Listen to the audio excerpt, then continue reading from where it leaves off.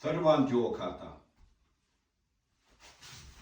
Ich, ni, san, shi, go, rok, shich, hach, ku, ju, juich, juni, jusa, jushi, jugo, jurok, jushich, juhach, juku, niju, nijuich, nijuni, nijusan, nijuchi, nijugo, nijurok, nijushich, nijuhach, nijuku, sanju, sanjuich. The third one, Jo Kata, in Awase, pairing up the movements to begin our practice of the flow. 1, 2, 3, 4, 5, 6, 7, 8, 9, 10, 11, 12, 13, 14, 15, 16, 17, 18, 19, 20, 21, 22, 23, 24, 25, 26, 27, 28, 29, 30, 31. The third learning step in Kinonagari in slow motion. 1, 2, 3, 4, 5, 6, 7, 8, 9, 10, 11, 12, 13, 14, 15, 16, 17, 18, 19, 20, 21, 22, 23, 24, 25, 26, 27, 28, 29, 30, 31. 31, Jo Kata in Kinonagari. It's yeah.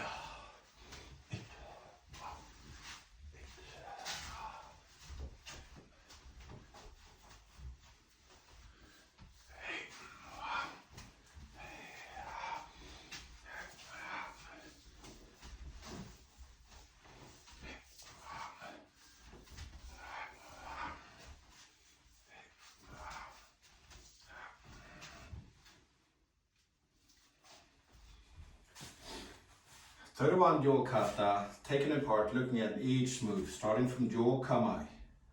Starting with number 1, Kai Shiski. Now the whole body has to start together. So you can't lift the hand without the rest of the body doing something.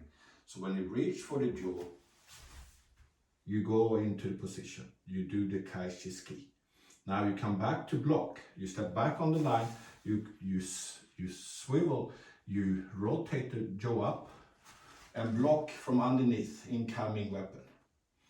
Now this is not the end of 2, because once you have deflected, blocked, this is in a position where you actually have a strong kamai into the opponent. But you release the jaw and you strike down on the jaw. So as you came up, so will you come down. I call this the swallow tail.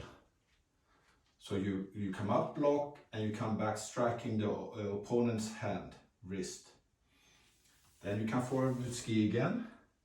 And now you come up with your hands together to show the transition point into the striking next strike. This is not the blocking position. This is too weak. This was shown in the previous movement as the blocking position. This is showing the transition movement to the shonen strike here. This is in fact continues into 6. Now basic footwork is turning the hip and replacing the foot. In a more understanding of using the central column to turn around, you want to come to a point where you're grinding the feet around. So you're simply just rotating the limbs in the legs and the central line.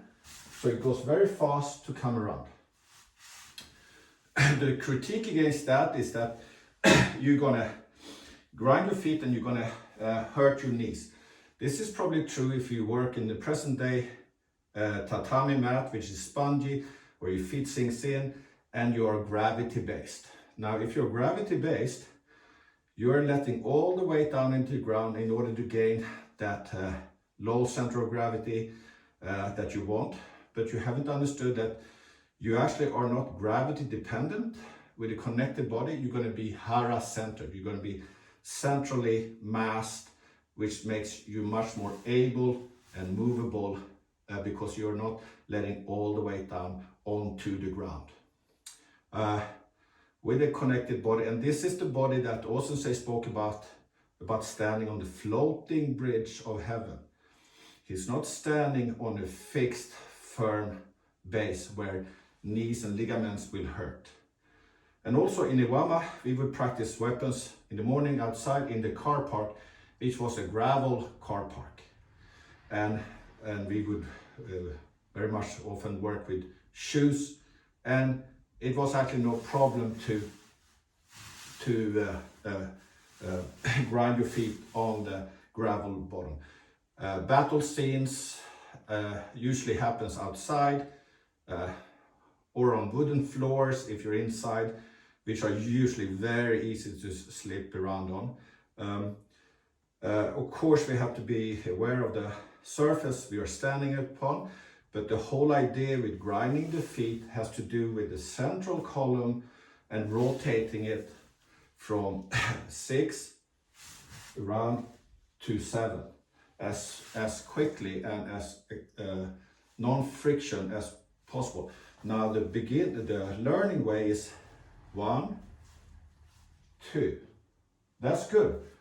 But then, and in Tai Chi, they come around, they turn on the heel in order to turn the central column without losing the central pivot here. Now in Aikido, we turn from the ball of the foot and we can do the same thing.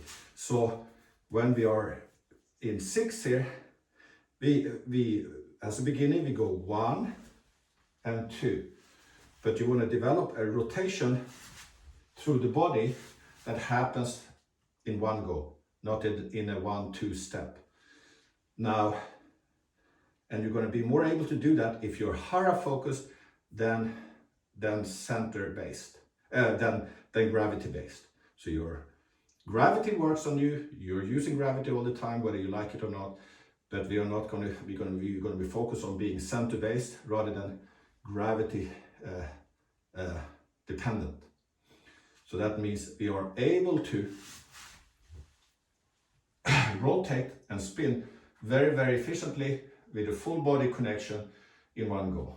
So then we come to 7, and then both 5, 6, and also 7, 8 are continuous strike, which is then what we call in the Suburi rensoku, continuous. No stopping in between them. So when we stop in basic 5, 6, is simply because we are taking things apart and looking at them as individual things.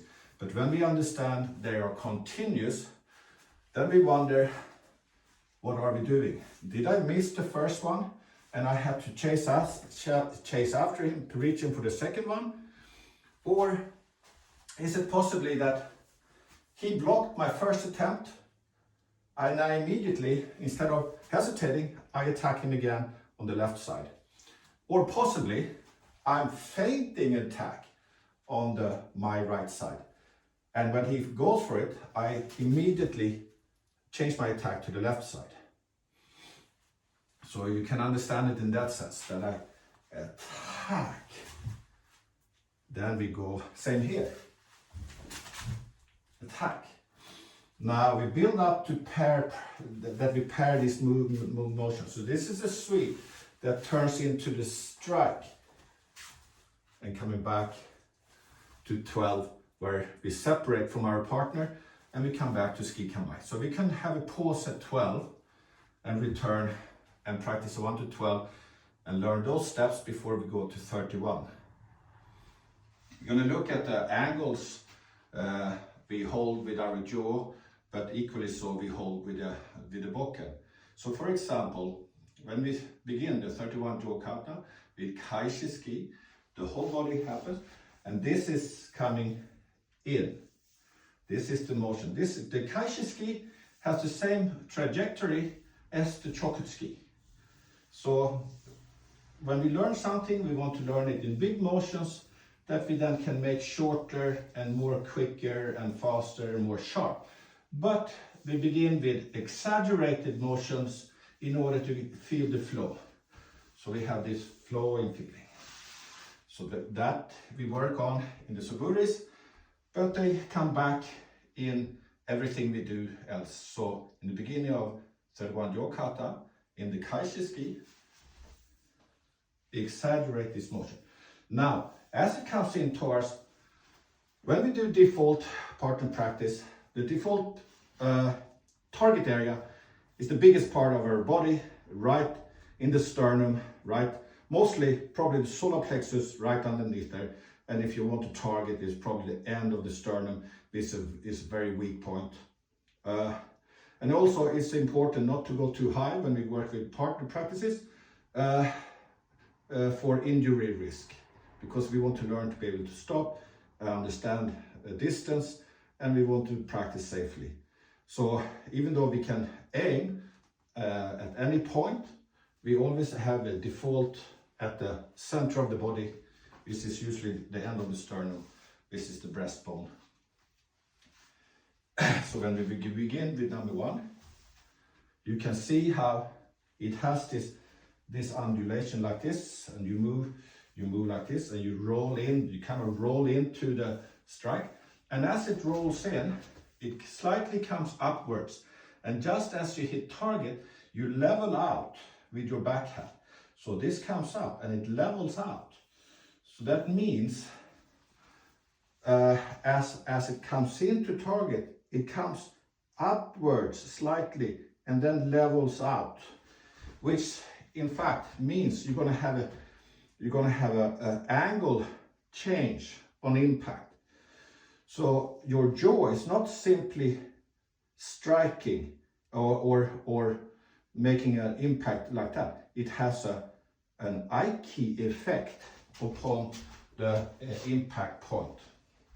I will explain this more in detail later, but so you must know that it's not a blunt force hitting you straight on like a billiard cue. It has this almost like it has this slight change, angle change that will make a great difference, an impact difference when you touch someone. Whether you touch it with a weapon, whether you touch it with a hand or with a tagatana, it has the same Aiki effect, which we have to speak about in detail to understand. So you can see the beginning, we start from Jo Kamae. It's called Jo Kamae. This is not Jodan Kamae. Jodan means above. This is Jo, which is just for the Jo. Jo Kamae. And Kaishi ski all together. So instead of reaching for the jaw, pulling it back and coming forward, everything moves forward from the moment you decide to go. So you go forward. There's no backward movement at all. What happens is that you can't, so if you're already in ready stance, because you have to get prepared, you can't be off, you got to turn on. That means you connect the body, you have a spring in the body, you come down a little bit in your body, you don't stand tall, as it were. Now you have your spring and your bows ready. So what I used to do was that I would collapse, use gravity to bring me down from where I would spring from. But instead of simply just using gravity by releasing my knees, I can actually pull myself down. So I can actually pull myself down and spring forward. which is actually faster than gravity. So if I pull myself in and spring forward, I work the area between my feet as a sprung, connected, centered slinky. The slinky effect works because I'm using my leg bows to bow and unbow as I move back and forth. That also needs much greater in-depth explanation and practice to learn from. All of this, of course, is part of the internal understanding of Dan Harden's work, and he's the authority upon it, and I do not claim it. So he's the man to look at. But as I'm learning the Aiki Jo, relearning it, incorporating the internals, this makes perfect sense to me. So once we do one, and we have that Aiki impact here, now we're going to come back and block. Now we're going to rotate back and block come up. So it has this motion. So I have this angle now. So if it was this angle coming from beneath, now I'm from above. So now I have this angle. So I block. So I have still the play in the hand here. Once I have blocked, I'm going to release the jaw. I'm going to circle back down to strike the weapon. So as I come up, so will I come down. It has this sweeping motion, and it's lovely. So if you sweep here, if you're coming back, blocking, coming forward, striking, it has this nice wave action. Block, strike, block, strike. Then we go to 3, another ski. Now when we go to 4, we don't come up like this, like we did the first time, because that's the blocking version. So the second time around, we come up like this. This is the point of transition to the attacking. So that's the reason why we do it twice, because the first one shows the block, the second one shows the transition. So here we show the block. Here we show the transition. Then we go into 5 and 6. Remember, so then the hand turns, follows the jaw. Now the widest grip, the grip is wide. So when you strike here, you have to open this hand, and this will actually help you to accelerate the jaw when you strike. So you're striking, and at the same time you're pushing the jaw down to regain a proper grip. That will accelerate the jaw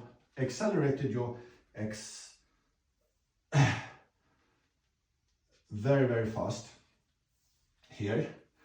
So as you come down, you're regaining the proper grip here. Now that's 5, and then because it's a continuous strike, you're immediately on to number 6 and strike left yokomen. And especially for left yokomen, your right hand has to come closer here, so you don't overextend your shoulder and start getting your body in bad position. So you're coming down here. Now, basic, we go 1, 2. More understanding of a correct body connection, you turn everything at once. You don't turn one side and then the other. You turn everything at once. So that's 7, and that would be, so you would turn and strike and strike. 8. Now once again, if you do basic form, 1 to learn, when you learn to turn your hip, 1 and step back 2. But here you send someone behind you, you look, and then you spin on the spot. And spinning on the spot means you have to be connected, and you're going to use your central core just to rotate around like a corkscrew. And when you rotate around, you're slowly going to spiral downwards. So if you're here and you immediately settle yourself, you're spiraling down, and here gravity will help you, because if you fall downwards and you spin down like that, just gravity is going to give you some extra force. So you're on 8 here. You look first, glance over your right shoulder to see behind you.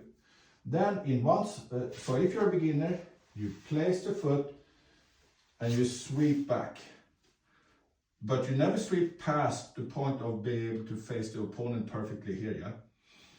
If you're a little bit more advanced, you have connected body, you're working on connected body, then you want to sweep everything at once here. Now, because you're spiraling and you're kind of falling downwards, you don't necessarily need to lift the jaw. Just keep the jaw where it is and the jaw will come at the position over your left shoulder. So you actually have spun all the way along here before you take the step. And then you take the step together with the jaw, and as the jaw comes from just above your left shoulder, underneath your eyes, so don't cover your eyes, and it sweeps here. And as you turn, your hand is being held behind the jaw. So this would be the same position as if I would be holding a sword and using the blade to cut through the air. It supports the jaw all the way down here, all the way down. Never past, not too far, so you lose your upper body because you're facing your opponent here. So your sweep comes here, stops out here. Doesn't stop back here. Stop out here, so you don't start to involuntarily turn your upper body. Stop up here. At this point, your hand has to turn, you churn, just as if you would cut with a sword, with the blade cutting, and as you come back, you have to turn the sword around and cut back up with the blade facing the opponent. In the same manner, we cut as if it would be a blade on the jaw, and at back here, we turn the jaw around and we come back up the same path. So this is 9, and then we come up. When we do solo exercises, we don't think of the strike. When we do solo exercise, we come up, feet together, knees together, thighs together, pressing them together, squatting down, gaining a strong stability here. But this is just intermediate.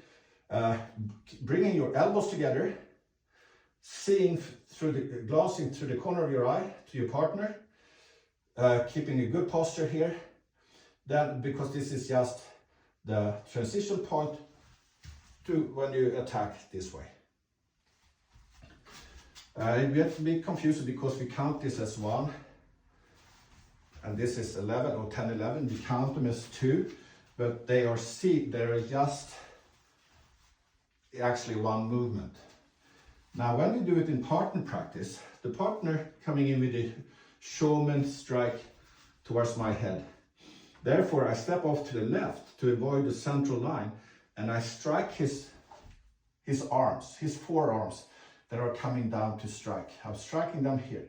So with the partner practice, my movement here will be like a strike. You can see it's using the hip, and it's almost like a baseball strike here, like that. Solo exercise, when you don't work with a partner, you simply bring it up as a transition point for the yokomen to come in on 11.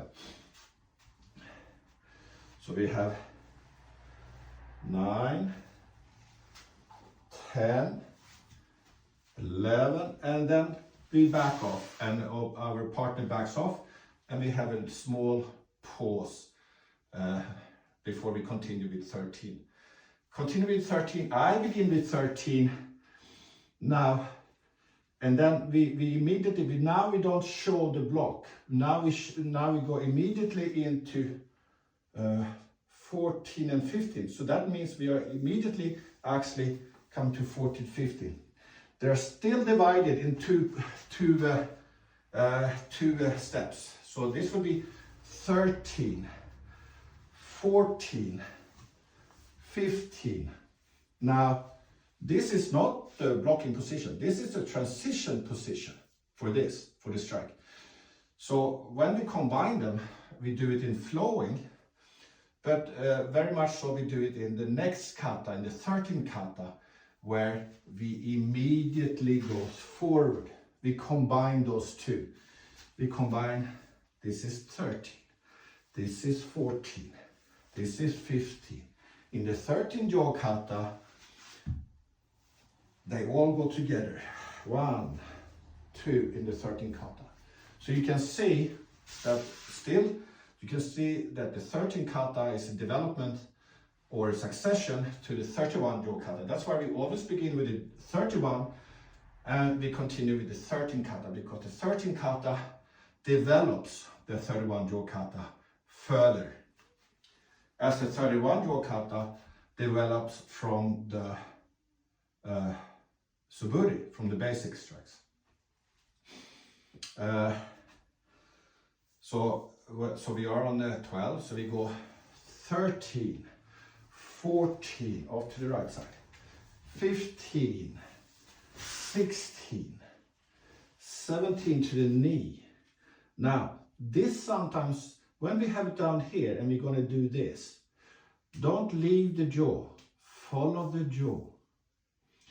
Follow the jaw, because you will also follow the jaw to use it to strike. When we have a partner practice, we strike here, and we strike with a flowing motion, not as a blunt strike. We are able to force it through the flowing motion. So we go back to 13, 13, 14, 15, 16, 17, support the strike to the knee with your palm. Don't come over, don't flick it out. Support it all the way for the strike here. And the strike lands either knee or up the side of the thigh. It could be up here, which is a nerve point, which the Thai boxers like to kick at, and it numbs your leg. And it's quite tough to take. So any part along this line you seek here to come. But you don't just simply bluntly strike it. You're coming down in an angle and you press the tip in as you control the back. In the same manner as a ski lands and there's an angle change. In the same manner, when you strike the side of the leg, knee or thigh, you have a press in that runs over, that carves in, that cuts in, that creates the displacement force. It's not simply a brute strike. It's a displacement force which that translates when you have a blade, it's a cutting motion. And the blade cuts, a blunt weapon displaces. It's not simply transferring power, it's not simply that. It has a transference, a carving motion in its yin-yang rotational effect that we're going to speak more about there. 18, coming back. So here, follow the jaw and come back. Now I lift it up because sometimes people, they lose it here. If somebody strikes that end, you might be hit by your own jaw in your face. So I always like to duck underneath it a little bit, let the jaw come here, and then you go 19 to the knee. Don't come up after 19. You're coming low because you're striking towards the knee. Now don't come up. You're already coming down on 19. Now stay low here and strike 20 to the same place. And then it leads, so 20, 21 is one thing. So 19, 20, 21 was always 19. Already on the way down, 20, 21. Then when you come up from 22, pull it across your chest and use the chest as a springboard. So you actually use the chest as you shoot the jaw forward into the opponent. So don't come out, bring it back up and then shoot it in.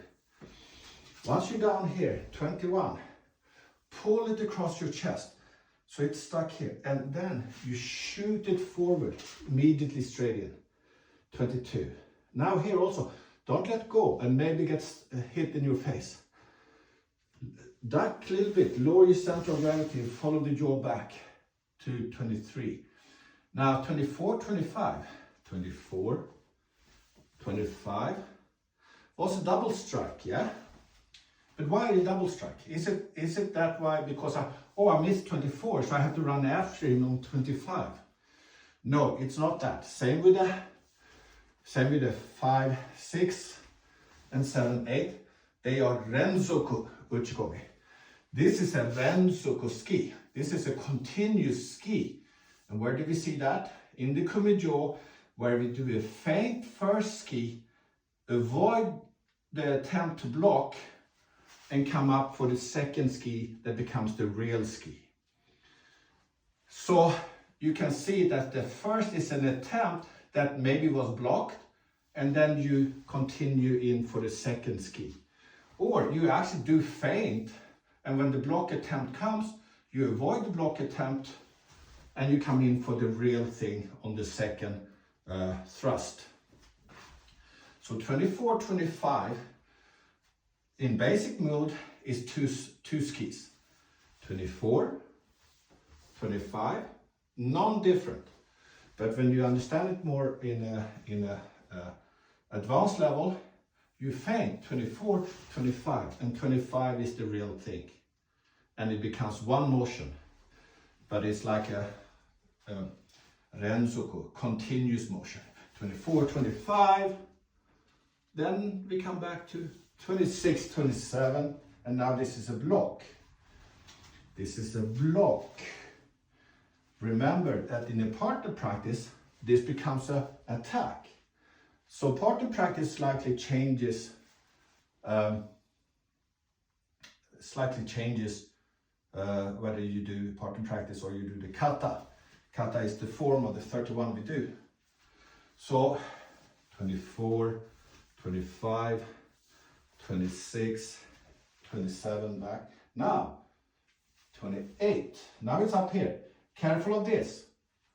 And have the possibility of him striking the jaw, which he will do in the partner practice. He will strike the jaw, and if you're not careful, if you open that hand, it will go into your face. So here, he's going to strike it, but even when you do solo exercises, drop your body, follow the jaw back.